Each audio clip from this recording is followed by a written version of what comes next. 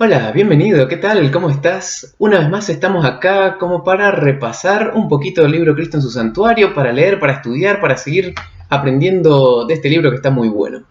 Y bueno, quiero invitarte, como siempre lo hago, a que puedas buscar tu Biblia, que puedas buscar el libro Cristo en su santuario si lo tenés, que en momentos más seguiremos con la lectura.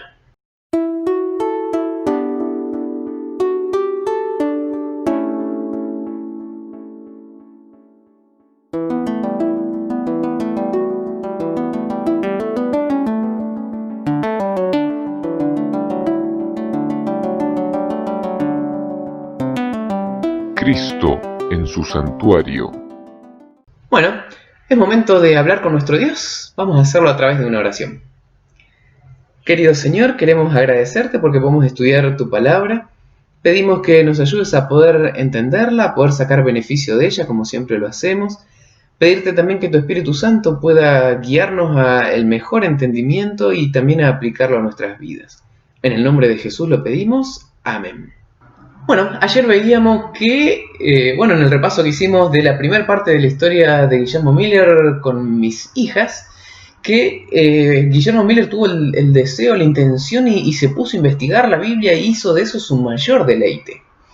Está bueno que eso lo vamos a aplicar también a nuestras vidas. Pero Guillermo Miller llegó a un momento en el cual empezó a estudiar las profecías. Y ahí quedó fascinado y quedó más atrapado todavía. Y al ir viendo cómo se armonizaba, cómo se armaba todo el paquete, por así decirlo, todo el conjunto de profecías se iba cumpliendo y se armaba todo un rompecabezas de forma espectacular, quedó más sorprendido todavía y quedó encantado con ese estudio que estaba realizando. Algunas de las cosas que fue estudiando las vamos a ver en este videito y en los que tendremos más adelante también. Dice que con profundo interés estudió los libros de Daniel y Apocalipsis y empleó los mismos principios de interpretación que había aplicado en el resto de los libros de la Biblia.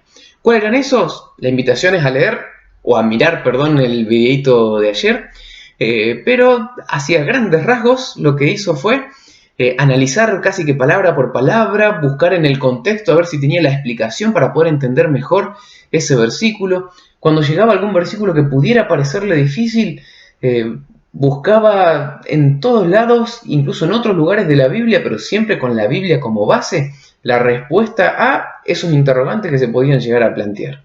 Esos mismos principios aplicó también al estudio de los libros de Daniel, de Apocalipsis y el resto de las profecías, tal vez estos como los más destacados para el tiempo del fin, para el tiempo en el que estamos viviendo.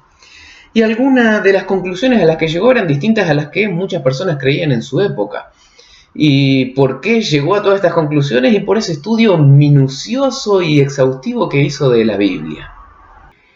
Entre esas cosas que descubrió, por ejemplo, en una parábola que se encuentra en Mateo capítulo 13, se dio cuenta de que por ahí la idea del milenio que andaba dando vuelta en su época no era la más acertada del todo.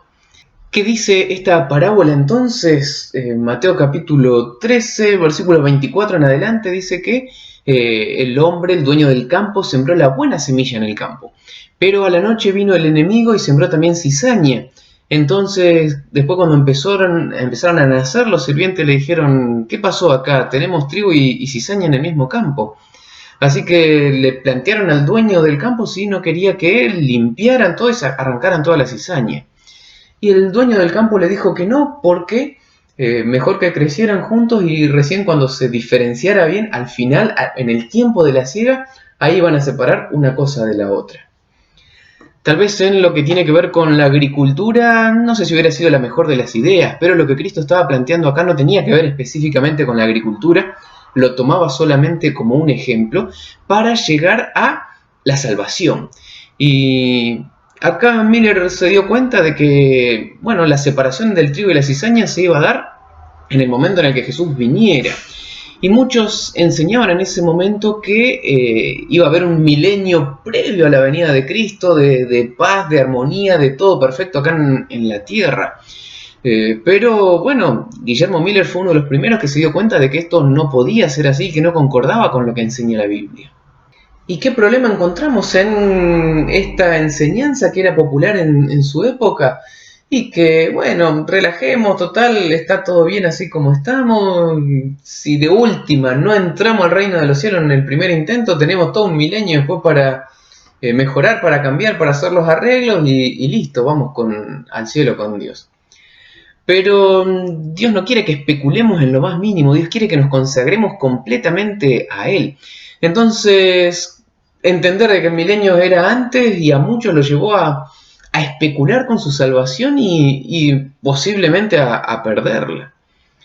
Entonces este descubrimiento de Miller a muchos tal vez no le gustó demasiado, pero fue de gran ayuda para todos aquellos que lo entendieron y decidieron empezar a prepararse para hoy encontrarse con Cristo y no postergar esto tan importante que es la salvación para el futuro.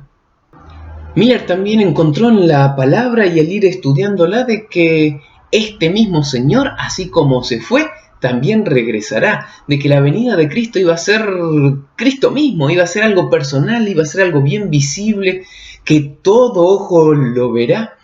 Así que fue redescubriendo lo que enseñaba la Biblia acerca de la segunda venida de Cristo y de la salvación en Cristo Jesús. Como dice Primera de Tesalonicenses, también capítulo 4, esperaba o se dio cuenta de que en el momento en el que Cristo viniera iban a resucitar los justos que murieron confiando en Dios. Y esa esperanza en la resurrección llenó de ánimo a muchas personas que no entendían el tema de la muerte así como lo enseña la Biblia. Y el tema de la muerte tal vez no es el tema al cual ahora le vamos a dar énfasis, pero en general, lamentablemente, lo que enseñan y creen la mayoría de las religiones no es lo que enseña la Biblia, sino que están basadas más que nada en una influencia griega, de la filosofía griega, pero también de la primer mentira que le dijo Satanás a la serpiente: no morirás. Y acá cerramos este paréntesis para continuar con lo que fue descubriendo Miller. También descubrió que el pueblo de Dios no va a recibir ninguna herencia antes de que Cristo venga, sino que en el momento en el que Cristo venga, allí recién se va a hacer material la gran promesa que Dios tiene para cada uno de nosotros. Mateo capítulo 25, versículos 31 al 34, dicen lo siguiente: cuando el Hijo del Hombre venga en su gloria y todos los santos ángeles con él, entonces se sentarán en su trono de gloria, y serán reunidas delante de él todas las naciones, y apartará los unos de los otros, como aparta el pastor las ovejas de los cabritos. Y pondrá las ovejas a su derecha y los cabritos a su izquierda.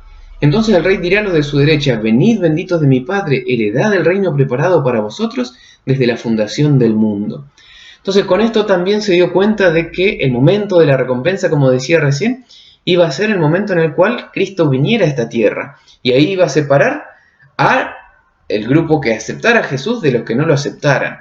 Acá simbolizado por las ovejas y los cabritos, como también en la parábola que hacíamos referencia hace un ratito, el trigo de la cizaña.